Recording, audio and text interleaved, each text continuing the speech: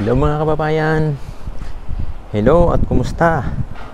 Magandang araw po sa ating lahat mga kababayan na mga kapwa ko OFW na nasa iba't ibang sulok ng mundo. Magandang araw po. At sa mga kababayan natin dyan sa Pilipinas, hello po sa inyo. Magandang araw po.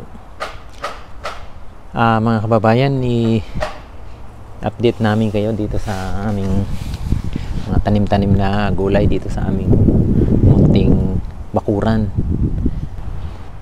Wala na, napabayaan na mga kababayan yung aming mga taniman dito.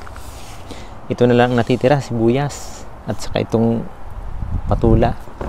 Wala na, natuyot na yung ibang mga tanim namin na gulay dahil sa napakalamig na po dito sa Japan. Wala na ako maitanim kung itong mga sibuyas ko na lang ang natitira. Ito po mga kababayan, ang aking mga sibuyas. Ayan. Iyan na lamang. Tingnan nyo naman ang aming lupa dito. Buhanginan. Hindi talaga hindi nagiging maunlad ang mga tanim ko dito mga kababayan kung hindi ko dinadagdagan ng lupa, yung binibiling lupa na nasa sako. Yun talaga ang chance para maging mataba ang tanim ko. Ito yung ating sibuyasan, ito na lamang ang natitirang buhay. Wala naman laman to mga kababayan, mga ano lang ito, mga anong tawag nito, leeks. Yung leeks lang ang mapapakinabangan dito. Dahon lang, walang laman. Ito dating kamutihan ko, wala na, malinis na. Ngayon ang gagawin ko, maglilinis lang, magdadamo-damo dahil may mga damong tumubo. Tingnan yung sitaw ko mga kababayan, no? Ano nangyari sa sitaw namin?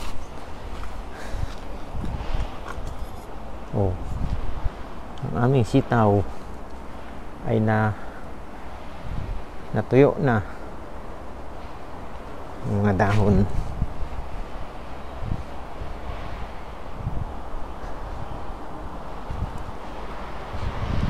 Lilinis lang tayo nito. Lilinisin ang ating munting bakuran. Meron pa naman sana patula, pero hindi nalalaki ito. Malamig na naman dito sa bansang Japan, kaya wala na naman may tatanim.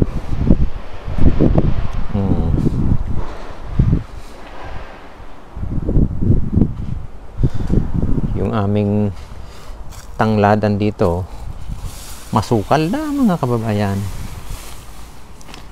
Ayan.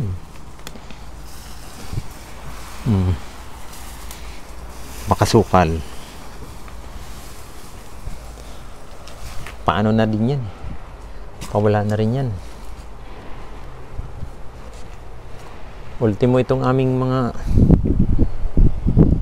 dito sa likod bahay. Pine tree ba ito? Ito parang halaman na ito. Kung titingnan nyo sa labas, maganda. Green na green siya, pero kung bulat natin nyo yung loob, tuyo mga loob niyan. Ewan ko bakit nagkakaganyan. Aray ko, talim. Bakit kaya nagkakaganyan ng mga yan? Lahat yan mga kababayan. Siguro dahil sa lamig, kaya nagkakaganyan. Naglalagas siya. Pag inalog mo ganyan, lagas yan mga yan maraming laglag yan sa ilalim. Tingnan nyo naman,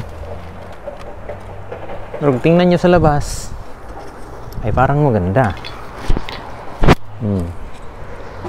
Green na green siya, pero bulat-latin mo na ganyan, aba, tuyot siya.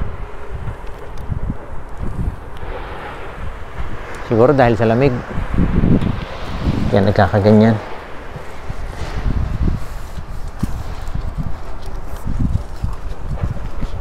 Yun. May trabaho tayo araw-araw kaya wala din, hindi rin natin maasikaso ito. Pag linggo lang na ganito lang pasok, meron din tayong ginagawa pag linggo. Mga gawaing bahay, namamalengke, i-stock ng mga pagkain natin. Kaya wala din. Meron pa naman sana kahit pa paano bungang sili, oh. Meron pa. Kahit pa paano, pwede pa yan. Maihalo sa gulay-gulay.